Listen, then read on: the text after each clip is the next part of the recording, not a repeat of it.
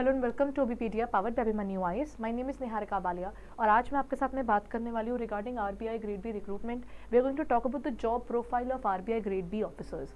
जब हम RBI grade B की बात करते हैं, this particular position is very renowned. इसके एक रेपुटेशन जुड़ती है इसके साथ में।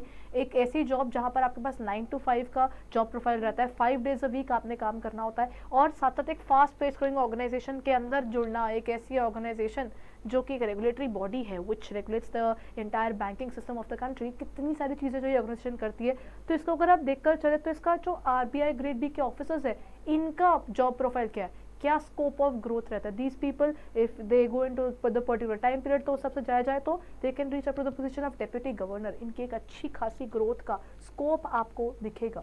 सो आज हम बात करने वाले हैं regarding the job profile of a RBI grade B officer. So we will talk about that.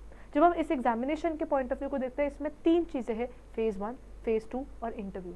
Phase 1 के अंदर आपको क्या देखने को मिलता है, इसके अंदर आपको ऑब्जेक्टिव पेपर मिलता है। फेज 2 इज डिस्क्रिप्टिव देयर, जहाँ पर आपके पास डिस्क्रिप्टिव पार्ट भी आ जाएगा और साथ साथ आपके पास नेक्स्ट लेवल आता है आपका इंटरव्यू का process. Somehow it is a difficult examination to crack in terms of, इसमें मेहनत बहुत ज़्यादा प्रॉपर आपको बैठकर करना जरूर होगा। ऐसा नहीं है कि आप ये सोच रहे कि चलो बैंकिंग के हम लोग जैसे प्रिपेयर करते थे उसी के अकॉर्डिंग हम फेज 1 की तरफ जाए। आपको डिस्क्रिप्टिव के अंदर आपका एक अलग लेवल चैलेंज जुड़ जाता है, बिकॉज आपको किस तरीके से आंसर लिखना है उसके ऊपर भी ध्यान देना होगा। So this is where you need to work upon when you want to achieve the dream of becoming an RBI grade B officer. So इसके साथ में आपके पास क्या जुड़ जाता है, आरबीआई ग्रेड बी ऑफिसर के एग्जैक्टली काम क्या क्या होते हैं। उनका सबसे पहला काम जो आपको देखने को मिलता है वो RBI is basically responsible for issuing the currency other than 1 rupee coins.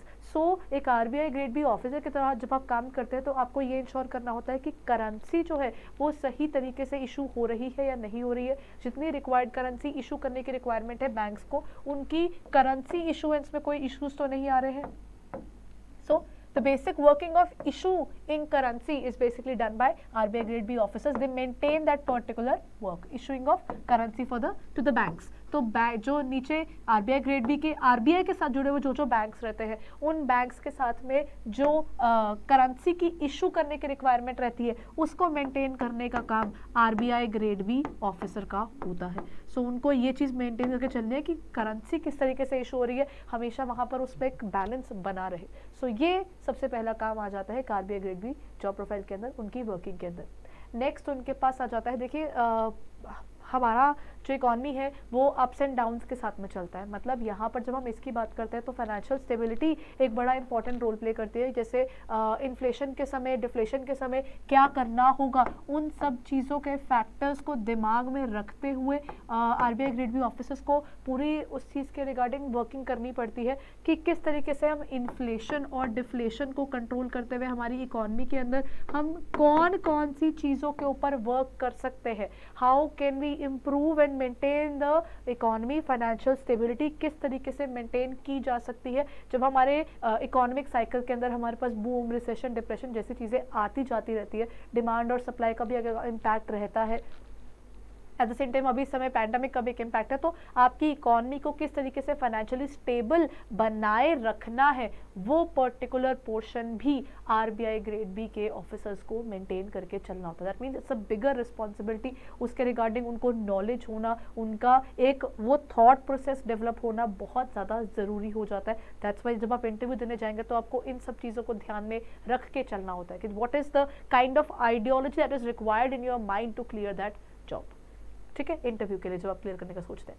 Then next इनका काम आ जाता है, इनका काम सिर्फ और सिर्फ इन चीज़ों के रिगार्डिंग इंफॉर्मेशन देना नहीं होता। They need to make sure that they are making people aware about the working of RBI. इनका काम awareness of the general public भी होता है। इस पर्टिकुलर जॉब प्रोफाइल के अंदर आपके पास पब्लिक डीलिंग नहीं होती, you don't deal with the public directly, but आप जनरल पब्लिक को अवेयरनेस देते हैं regarding what ever is being done by the RBI. RBI कौन कौन सी किस किस तरीके से वो मेजर्स ले रही है टू बैलेंस द वर्क, क्या क्या उन चीज़ों में वर्किंग चल रही है to make sure that the things are being done in a proper way, that all thing is covered in terms of awareness. तो उनको पब्लिक डीलिंग डायरेक्टली नहीं करनी होती, लेकिन हाँ उनको जो जो मेजर्स चल रहे हैं उसके रिगार्डिंग सरकार जो उनके साथ में जुड़कर क्या कर रही है, आरबीआई किस तरीके से वर्क करने वाली है, वो काम उनको जरूर करना होता है। तो there is something that is required, they need to communicate with the general public that whatever is being done by the RBI, ठीक है, that is also a part of their job profile.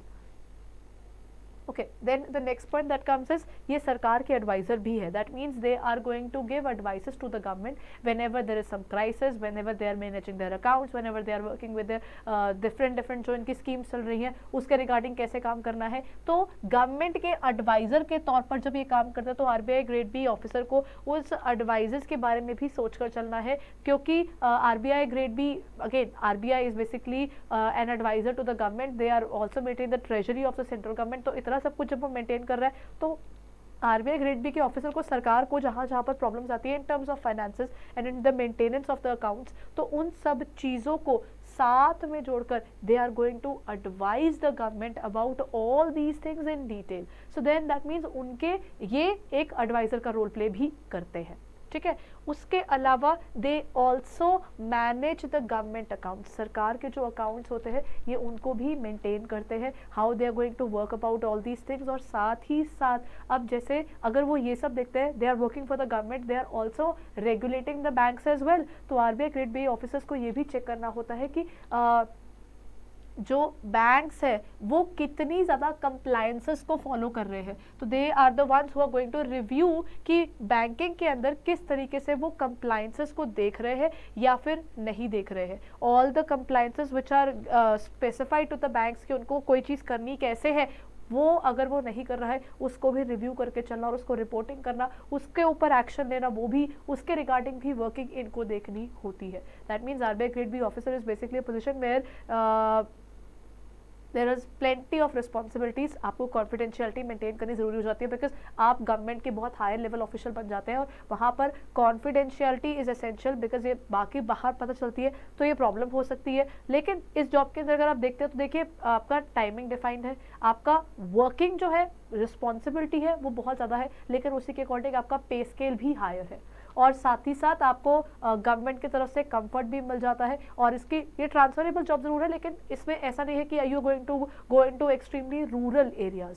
सो वो एक आपके लिए अलग plus point बन जाता है। That's about the RBI grade B job profile. अगर आप इस पर्टिकुलर पेपर के लिए प्रिपरेशन कर रहे हैं और आपको लगता है कि आपकी प्रिपरेशन में आपको उसके अंदर इंप्रूवमेंट लानी है, या फिर अगर आपने अभी पढ़ना शुरू करना है तो ऑब्वियसली इस पेपर के लिए प्रिपरेशन शॉर्ट टर्म नहीं हो सकती, आपको थोड़ा ज़्यादा खुला समय देना जरूरी हो जाता है। Because you have seen if this kind of responsibility will be there on RBI grade B officer, अगर उसके ऊपर इतनी स्ट्रॉन्ग रिस्पॉन्सिबिलिटी है तो उसका वर्क प्रोफाइल भी कितना ज़्यादा स्ट्रॉन्ग होगा और उसके लिए कितना ज़्यादा आपको पढ़ना भी चलना होगा। सो अगर वो चीज़ है तो आपको इसके रिगार्डिंग आपको ऑब्जेक्टिव और सब्जेक्टिव दोनों तरीके से अपने पेपर की प्रिपरेशन करके चलनी है।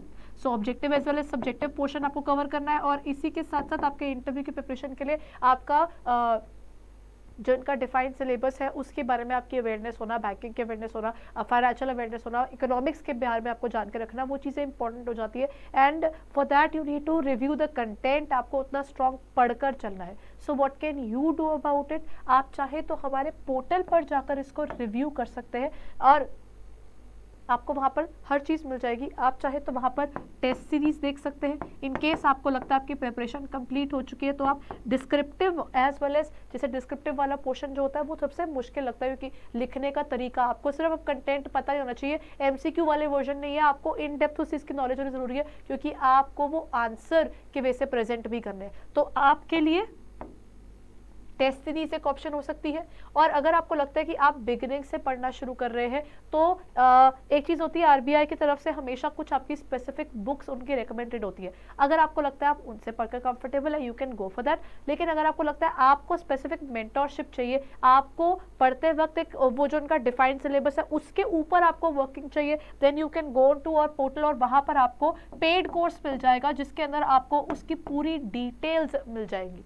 अगर आप आरबीआई ग्रेड बी का सोचते हैं तो आरबीआई ग्रेड बी पर एक चीज़ ज़रूर ध्यान रखिएगा, दिस पर्टिकुलर जॉब प्रोफाइल या इसके अगर आप क्रैकिंग करने का सोचते हैं तो कम से कम आपको एक पर्टिकुलर टाइम लगाकर बैठना ही होगा। You can not just go ahead with it कि आप बाकी सारे पेपर्स की प्रिपरेशन कर रहे हैं तो इसको भी उसमें इनकलकेट कर लेते हैं। इसके लिए आपको स्पेसिफिकली बैठकर प्रिपरेशन करनी होगी। हर बार जब आप कोई सीरियस एग्जामिनेशन, आप टफ कॉल की तरफ देखते हैं ना, तो वहां पर हमेशा आपको उस एग्जाम ओरिएंटेड होकर पढ़ना जरूरी हो जाता है। जनरल होकर आप नहीं पढ़ सकते हो।